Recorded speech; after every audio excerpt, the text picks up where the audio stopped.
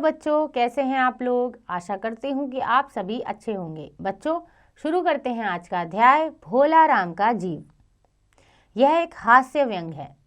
तो बच्चों, भ्रष्ट व बेईमान लोगों को सबक सिखाने के लिए क्या कदम उठाने चाहिए। समाज एवं सरकारी कार्यालयों में भ्रष्टाचार चारों ओर किस तरह फैल रहा है। यदि नारद मुनि साहब को अपनी दिव्य वीणा देने से इनकार कर देते तो क्या होता।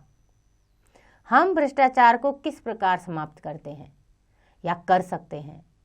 तो एक बार भ्रष्टाचार जो है उसके ऊपर विचार जरूर कीजिएगा।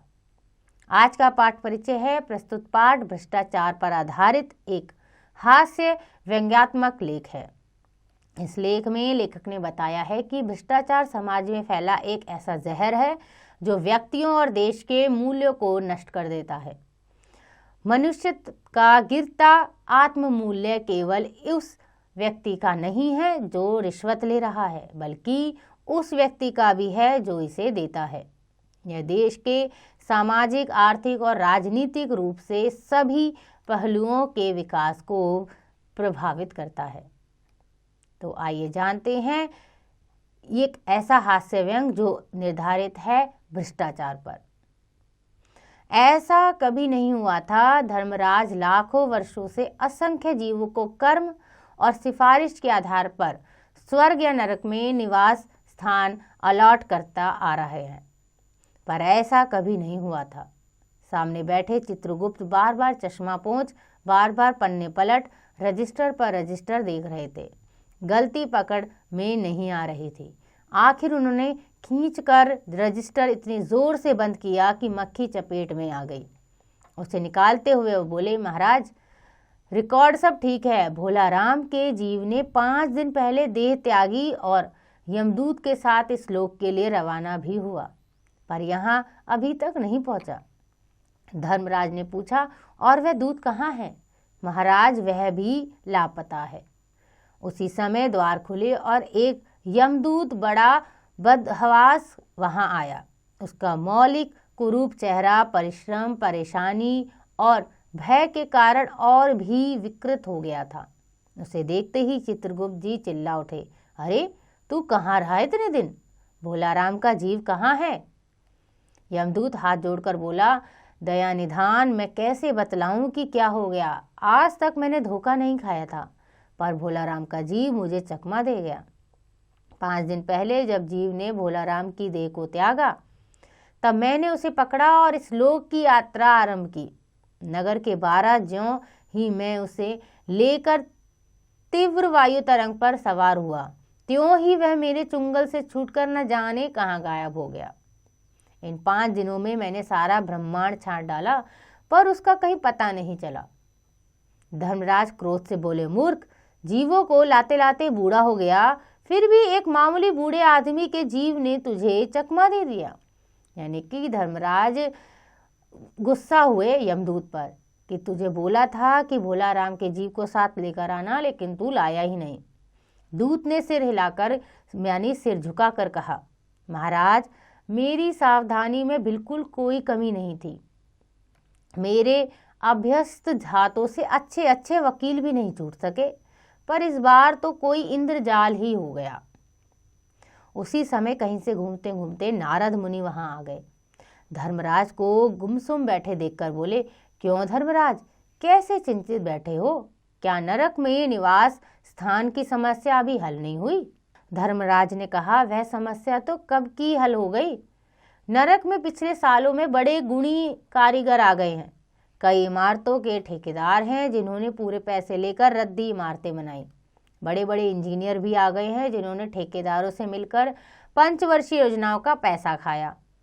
ओवरसियर है जिन्होंने उन मजदूरों की हाजिरी भरकर पैसा हड़पा जो कभी काम पर गए ही नहीं। तो धर्मराज ने नारद मुनि को बताया कि नरक में ऐसे ऐसे लोग हैं जो भ्रष्टाचार से भरे हुए हैं। इन्होंने बहुत जल्दी नरक में कई इमारतें तैयार कर दी है। वह समस्या तो हल हो गई, पर एक बड़ी विकट उलझन आ गई है। भोला राम नाम के एक आदमी की 5 दिन पहले मृत्यु हुई। उसके जीव को यह दूत यहाँ ला रहा था कि जीव इसे रास्ते में चकमा देकर भाग गया। इसने सारा ब्रह्मांड छाड़ डाला, पर वह नहीं मिल रहा है। अगर ऐसा होने लगा तो पाप पुण्य का भेद ही मिट जाएगा। नारद जी ने पूछा, उस पर इनकम टैक्स तो बकाया नहीं था? हो सकता है उन लोगों ने रोक लिया हो। चित्रगुप्त जी ने कहा, इनकम होती तो टैक्स होता, भुखमरा था। नारद बोले, मामला बड़ा दिलचस्प है। अच्छा, मुझे उसका नाम पता तो बताओ, मैं पृथ्वी पर जाता हूँ और पता लगाता हूँ ये कौन भोला राम है जिसकी आत्मा को लाने में इतनी मुश्किल हो रही है। चित्रगुप्त जी ने रजिस्टर देखकर बताया, भोला राम नाम का उसका जबलपुर शहर में धमापुर मोहल्ले में नाले के किनारे 1.5 कमरे के एक टूटे फूटे मकान में वह परिवार सहित रहता था। उसकी एक स्त्री थी, 2 लड़के और एक लड़की। उम्र लगभग 60 साल। सरकारी नौकर था। 5 साल पहले रिटायर हो गया था। मकान का किराया उसने 1 साल से नहीं दिया था, इसलिए मकान मालिक उसे निकालना चाहता था। इतने में भोला राम ने संसार छोड़ दिया। आज 5वां दिन है। बहुत संभव है कि अगर मकान मालिक वास्तविक मकान मालिक है तो उसने भोला राम के मरते ही उसके परिवार को निकाल दिया होगा। इसलिए आपको परिवार की तलाश में काफ़ी घूमना पड़ेगा। माँ बेटी के सम्मिलित क्रंदन से ही नारद भोला राम का मकान पहचान गए। यानी द्वार पर जाकर उन्होंने आवाज़ लगाई, नारायण नारायण। लड़की ने देखकर कहा, आगे जाओ महाराज। नारद जी ने कहा, मुझे भिक्षा नहीं चाहिए, मुझे भोला राम के बारे में कुछ पूछताछ करनी है। अपनी माँ को ज़रा बाहर भेजो बेटी। भोला राम की पत्नी बाहर आई। नारद जी ने कहा, माता, भोला राम की क्या बीमारी थी? उसकी पत्नी ने बोला, क्या बताऊं, गरीबी की बीमारी थी। 5 साल हो गए पेंशन पर बैठे, पर पेंशन अभी तक नहीं मिले। हर 10-15 दिन में एक बार दरख्वास्त देते थे, पर वहाँ से या तो जवाब आता ही नहीं था और आता तो यही कि तुम्हारी पेंशन के मामले में विचार हो रहा है। इन 5 सालों में सब गहने बेचकर हम लोग खा गए, फिर बर्तन बिके, अब कुछ नहीं बचा था। फाके होने लगे थे। चिंता में घुलते घुलते और भूखे मरते मरते उन्होंने दम तोड़ दिया। नारद ने कहा, क्या करोगी माँ, उनकी इतनी उम्र ही थी। ऐसा मत कहो महाराज, उम्र तो बहुत थी। 50-60 रुपया महीना पेंशन मिलती तो कुछ और कहीं काम करके गुजारा हो जाता, पर क्या करें, 5 साल नौकरी से बैठे हो गए और अभी तक एक कौड़ी नहीं मिली। दुख की कथा सुनने की फुर्सत नारद को थी नहीं। वे अपने मुद्दे पर आए। माँ, यह तो बताओ कि यहाँ किसी से उसका विशेष प्रेम था जिसमें उनका ही जी लगा हो? पत्नी बोली, लगाव तो महाराज बाल बच्चों से ही था। नहीं, परिवार के बाहर भी हो सकता है, मेरा मतलब किसी स्त्री। पत्नी ने घुर्रा कर नारद की ओर देखा और बोली, ऐसा कुछ मत बको महाराज, तुम साधु हो, उचक्के नहीं हो। जिंदगी भर उन्होंने किसी दूसरी स्त्री को आंख उठाकर नहीं देखा। नारद हंसकर बोले, हाँ, तुम्हारा यह सोचना ठीक ही है, यही हर अच्छी गृहस्थी का आधार है। अच्छा माता, मैं चला। स्त्री ने कहा, महाराज आप तो साधु हैं, सिद्ध पुरुष हैं, कुछ ऐसा नहीं कर सकते कि उनकी रुकी हुई पेंशन मिल जाए, इन बच्चों का पेट कुछ दिन भर जाए। नारद को दया आ गई थी। वे कहने लगे, साधुओं की बात कौन मानता है, मेरा यहाँ कोई मठ तो है नहीं, फिर भी मैं सरकारी दफ्तर में जाऊंगा और कोशिश करूंगा। वहाँ से चलकर नारद सरकारी दफ्तर में पहुँचे। वहाँ पहले ही कमरे में बैठे बाबू ने उन्होंने भोला राम के केस के बारे में बातें की। उस बाबू ने उन्हें ध्यानपूर्वक देखा और बोले, भोला राम ने दरख्वास्त तो भेजी थी, पर उन पर वजन नहीं रखा था, इसलिए कहीं उड़ गई होगी।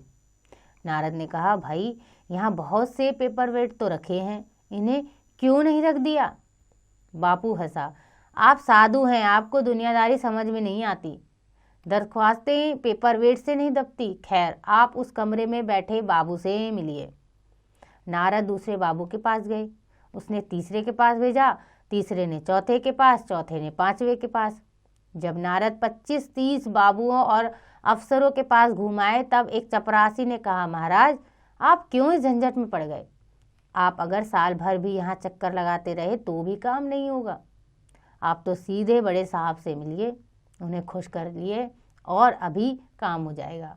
यानी कि उस चपरासी ने नारद को बताया कि काम ऐसे नहीं होगा। आप जाइए, जो मेन यहाँ पर बड़ा साहब है उनके पास जाओ, उसे कुछ गिफ्ट भेंट करो और फिर काम होगा। नारद बड़े साहब के कमरे में पहुँचे। बाहर चपरासी ऊँघ रहा था, इसलिए उन्हें किसी ने छेड़ा नहीं। बिना विजिटिंग कार्ड के आया देख साहब बड़े नाराज हुए। बोले, इसे कोई मंदिर वंदिर समझ लिया है क्या? धड़धड़ाते चले आए। चिट क्यों नहीं भेजी? नारद ने कहा, कैसे भेजता, चपरासी तो सो रहा है। क्या काम है? साहब ने रौब से पूछा।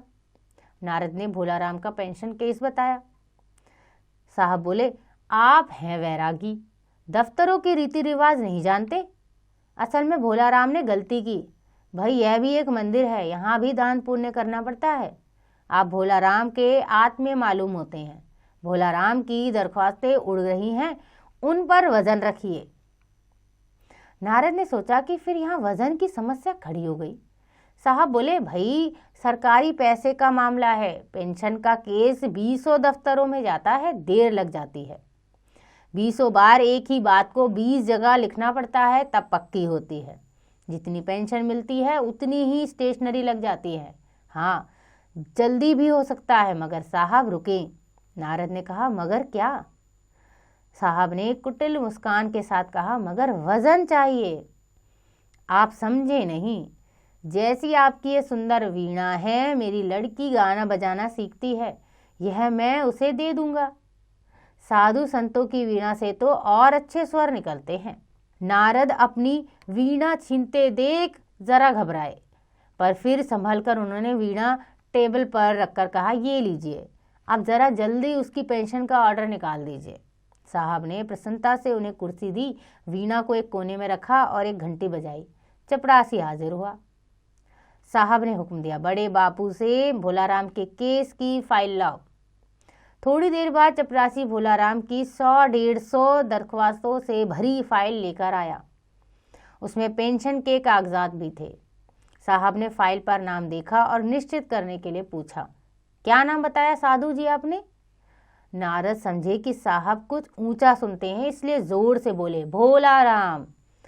सहसा फाइल से आवाज आई, कौन पुकार रहा है मुझे? पोस्टमैन है। क्या पेंशन का ऑर्डर आ गया? नारद चौंके, पर दूसरे ही क्षण बात समझ गए। बोले, भोलाराम, तुम क्या भोलेराम के जीव हो? हाँ, आवाज सुनाई थी। नारद ने कहा, मैं नारद हूँ, मैं तुम्हें लेने आया हूँ, चलो स्वर्ग में तुम्हारा इंतजार हो रहा है। आवाज आई, मुझे नहीं जाना, मैं तो पेंशन की दरख्वास्तों में अटका हूँ, यहीं पर मेरा मन लगा है, मैं अपनी दरख्वास्तें छोड़कर कहीं नहीं जा सकता। तो एक ये हास्य व्यंग लिखा हरिशंकर परसाई जी ने और बताया कि एक छोटी सी पेंशन जो भोलाराम की थी, उसको वो पाना भी कितना मुश्किल हो गया, क्योंकि वहाँ पर भ्रष्टाचार था। वो पेंशन तो बिना पैसे दिए निकल ही नहीं सकती थी।